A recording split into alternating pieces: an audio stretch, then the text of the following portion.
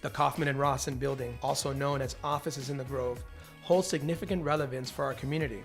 The building, much like many of our old landmarks, is reaching the end of its useful life. It was originally constructed in 1972, and the building has undergone several transformations through the years, reflecting the evolution of Coconut Grove itself. The building's history is intertwined with the growth and development of the Grove. The Grove is experiencing a remarkable renaissance, blending its laid-back bohemian vibe and rich history with much-needed development. Just driving down South Bayshore Drive, you'll witness new condo additions that are transforming our neighborhood. Projects such as Park Grove, Grove at Grand Bay, and Mr. C are showing us the bright future that the Grove has ahead of itself. Even old tenants, such as Kauffman and Rossin, have found new digs with new development in Center Grove. So as we bid farewell to old friends and welcome in new ones, we can only anticipate projects that are going to transform our skyline and transcend our market. So with such anticipated impact, we welcome the development of projects like the Four Seasons Residences in Coconut Grove.